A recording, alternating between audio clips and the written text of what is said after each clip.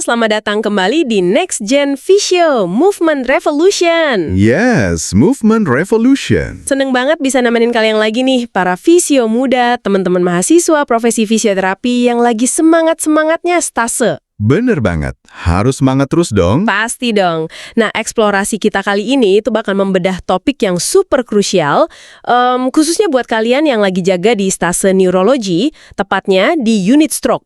Wah, ini area yang panas banget sih perdebatannya di lahan praktek. Setuju. Kita bakal ngomongin soal mobilisasi dini pasien stroke. Dan sebagai referensi, obrolan kita hari ini tuh ngambil benchmarking dari uji klinis global kayak AVRT sama HEDBOS. Dan yang paling penting juga, kita pakai protokol dari Task Force Brazil. Nah, iya. Kenapa Brazil? Karena konteks fasilitas dan sistem kesehatannya itu dibilang mirip lah ya sama negara berkembang kayak Indonesia. Jadi aplikatif banget buat kita. Bener, bukan cuma teori dari negara maju yang kadang susah diterapin di rumah sakit kita. Makanya, dengerin baik-baik, terus jangan lupa buat diskusiin topik ini sama sesama mahasiswa atau sama clinical educator kalian nanti. Wajib itu, biar ilmunya nggak berhenti di sini aja. Betul. Kalau kalian suka pembahasannya, langsung like, share, dan kalau ada yang bikin bingung pas jaga di unit stroke, tulis aja langsung di kolom komentar ya. Oke, jadi kita mulai dari mana nih? Sebelum masuk ke teknis protokolnya, kita harus paham dulu dong alasan filosofisnya. Kenapa sih ilmu ini bisa berubah drastis banget? Maksudnya soal bed rest itu ya? Iya. Dulu kan kalau ada pasien stroke iskemik akut, aturan emasnya itu mutlak banget. Pasien disuruh diem aja di kasur. Bed rest total. Iya bener, berhari-hari tiduran rata. Nah sekarang paradigmanya malah kebalik. Harus cepet digerakin. Gimana tuh ceritanya? Jadi gini, pergeseran paradigma ini emang ekstrim. Dan logis sih kalau dulu dokter atau fisio takut banget buat ngerubah posisi pasien. Karena takut ngerusak otak yang lagi krisis kan? Tepat, otak itu kan punya sistem autoregulasi aliran darah. Nah pas serangan stroke iskemik, sistem ini tuh rusak parah. Kolaps lah ibaratnya. Sebentar, biar gampang ngebayanginnya, analogi gue tentang autoregulasi ini tuh kayak sistem generator cadangan di rumah sakit, bener nggak sih? Oh, menarik. Gimana tuh maksudnya?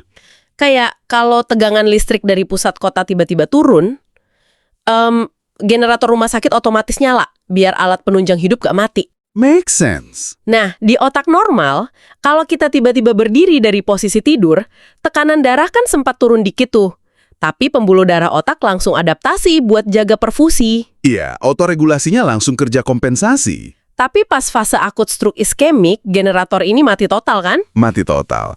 Area inti infarknya sih emang udah nekrosis, udah mati. Tapi yang diincar sama seluruh tim medis dan fisio tuh area di sekelilingnya, yang namanya penumbra iskemik. Penumbra ini yang kritis tapi masih bisa diselamatkan ya? Bener banget. Dia tuh kelaparan oksigen, tapi masih hidup. Karena ada sirkulasi kolateral.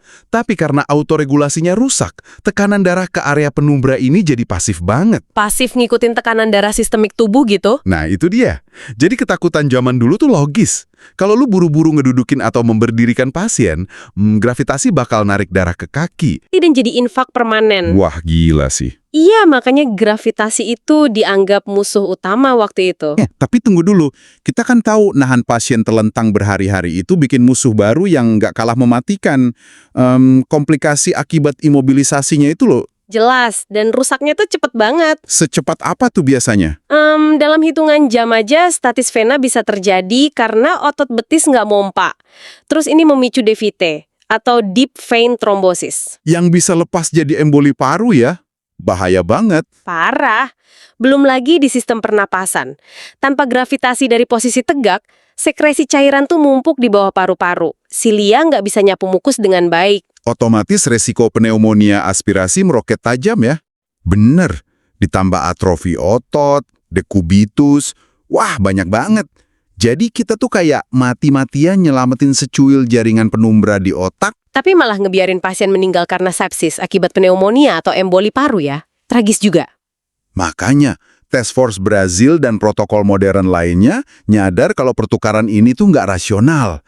Kita harus gerak, tapi geraknya harus pinter. Oke, setuju. Tapi di sini gue sering lihat miskonsepsi ini di lapangan. Banyak fisio muda yang mikir kalau mereka nyamperin pasien di kasur, terus ngegerakin sendi lutut sama bahunya naik turun 10 kali, mereka ngerasa udah ngelakuin mobilisasi dini. Iya. Sering banget kasus kayak gitu. Padahal kan itu murni ROM pasif doang, latihan rentang gerak pasif. Emang bedanya apa sih secara neurologis antara ROM pasif sama mobilisasi dini? Beda jauh banget dong. Definisi dari mobilisasi dini itu kan aktivitas di luar tempat tidur dalam waktu 24 sampai 72 jam pertama. Dan kuncinya... Kuncinya harus ada partisipasi aktif dari pasien kan? Nah, itu. Pasien harus aktif ngelawan gravitasi. Kalau fisio cuma gerakin pasif, itu cuma jaga kelenturan otot sama sendi aja. Bagus sih, tapi Nggak ada efek neurologisnya. secara saraf pusat itu nggak ngasih tantangan apa-apa. Nggak ada loop afferent sama efferent yang bermakna. I see. Tapi kalau pasien aktif mencoba duduk, jaras kortikospinal mulai dipaksa kerja, sistem vestibular aktif gara-gara gravitasi, baroreseptor dilatih lagi. Itu stimulasi multisistem. Berarti analogi gue gini, ROM pasif itu ibarat manasin mesin mobil di dalam garasi, biar akinya nggak soak doang. Haha, bener. Mesin hidup tapi nggak kemana-mana. Mobilisasi dini tuh bener-bener nyetir mobilnya keluar garasi ke jalan raya. Ngetes rem, kemudi, suspensi sekalian. Analogi yang pas banget. Dan karena kita bawa mobil ini ke jalan raya, kita butuh semacam air traffic controller. Atau ATC ya? Iya, fisioterapis di unit stroke itu bukan sekedar pelaksana instruksi medis pasif loh. Medis di sini maksudnya dokter ya. Kita tuh punya peran mandiri. Oh iya, kita yang pegang radar ya. Kapan pasien ini aman take off, bangun dari kasur, dan kapan harus di grounded atau bed rest aja. Bener. Kalau nggak ada asesmen kita, bergeraknya tuh jadi blind flight. Bahaya banget. Berarti ada peran sentral fisio dong di sini. Apa aja tuh? Ada 4 peran sentral kita. Pertama, evaluasi awal dan screening keamanan. Kedua, manajemen mobilisasi bertahap. Terus yang ketiga sama keempat. Ketiga tuh pencegahan komplikasi sekunder, kayak mekanik sama positioning. Dan terakhir, edukasi menjelang pemulangan. Oke, mari kita simulasikan radarnya nih, biar kebayang. Misal ada pasien baru masuk unit stroke, serangannya baru 12 jam yang lalu. Berarti masuk fase hiperakut tuh, 0-24 jam pertama. Nah iya, apa yang dicari fisio di fase ini? Soalnya setahu gue di bawah 24 jam tuh mobilisasi keluar kasur masih red flag banget. Memang, di bawah 24 jam, fokus kita murni observasi dan profiling resiko. Kita cek MRS pramorbid buat tahu seberapa mandiri dia sebelum stroke. Dan cek skor NIHSS buat tingkat keparahannya ya. Benar banget. Nah, ada pengecualian nih. Kalau skor NIHSS-nya di bawah atau sama dengan 7, yang artinya defisitnya ringan. Dan dia mampu? Dia boleh jalan ke kamar mandi gitu. Iya, boleh dibimbing jalan ke toilet. Tapi selain itu, mobilisasi intensif dilarang keras. Fase ini tuh rawan banget infarknya meluas kalau tensinya naik turun. Make sense. Terus ngomongin soal posisi di 24 jam pertama, ini ada perdebatan epik yang pengen gue bahas. Oh, gue tahu nih arahnya kemana. Soal head pose kan? Nah, soalnya dulu kan kita diajarin kalau pasien stroke tuh kepalanya wajib dielevasi minimal 30 derajat kan, nggak boleh rata. Iya, doktrin lama tuh, biar nurunin tekanan intrakranial. Tapi terus studi head pose keluar, datanya ada belasan ribu pasien, dan ternyata dibilang 0 derajat sama 30 derajat itu efeknya sama aja. Beneran gitu? Beneran, head pose ngebuktiin kalau memaksakan kepala 30 derajat versus tiduran rata 0 derajat, ternyata nggak ada bedanya buat luaran fungsional di bulan ketiga manti. Wah, meruntuhkan doktrin puluhan tahun ya. Banget. Kenyataannya, untuk stroke ringan sampai sedang, lonjakan tekanan intrakranial yang parah itu jarang banget terjadi di 24 jam pertama. Berarti kalau kita maksa posisi 30 derajat pas tensi pasien lagi mepet, malah bahaya dong. Tepat. Malah ngelawan gravitasi yang sebenarnya nggak perlu. Perfusi ke otak malah makin susah. Berarti sekarang kita boleh pilih posisi mana aja dong, disesuaikan sama nyamannya pasien aja. Betul, disesuaikan kenyamanan pasien. Tapi ada kecualinya loh ya. Kecuali apa tuh? Kecuali kalau ada kontraindikasi mekanik. Misalnya pasien dipasang NJT, atau emang resiko aspirasinya tinggi. Kalau gitu, ya wajib elevasi di atas 30 derajat. Oke, clear banget. Jadi 24 jam pertama itu murni observasi, positioning, sama pergerakan yang ringan banget. Ya. Nah, begitu masuk hari kedua, baru deh. Fase akut kan, umur 24-48 jam. Lampu hijau buat mobilisasi mulai nyala nih. Tapi pasti ada lampu merah yang harus di-screening dulu kan? Jelas. Ada kriteria keamanan mutlak sebelum Visio nyentuh pasien buat dimobilisasi. Apa aja tuh red flag-nya? Penurunan kesadaran itu pasti. Terus kalau NHSS naik lebih dari 4 poin, SpO2 di bawah 90%, atau tensinya nggak terkontrol. Wah, tensi ini krusial ya. Batasannya gimana? Buat pasien iskemik biasa yang nggak dapat terapi reperfusi, nggak boleh digerakin kalau tensinya di atas 220/120. Tapi kalau dia habis dapat trombolisis, Pembuluh darahnya kan lagi rapuh banget tuh. benar, batasnya turun drastis. Dilarang mobilisasi kalau tensi di atas 180/105. Gila, harus super detail merhatiin monitor berarti. Taruhlah semua stabil nih, lampu hijau beneran. Sekarang masuk ke dilema terbesar, dosis. After trial nih pasti. Iya, karena dari effort kita belajar kalau dosis tinggi dan intensitas tinggi yang terlalu dini itu malah bikin pasien makin buruk kan? Bener banget. Banyak yang shock pas data AVERT keluar. Kok bisa gerak malah merusak? Iya, kenapa tuh mekanisme fisiologisnya? Itu namanya fenomena penumbral still atau kelelahan metabolik. Jadi kalau pasien dipaksa aktivitas intens, kayak disuruh duduk tegak 45 menit penuh gitu ya. Korteks motoriknya dipaksa kerja keras dong. Tepat. Otak yang sehat kan butuh darah buat kerja tuh.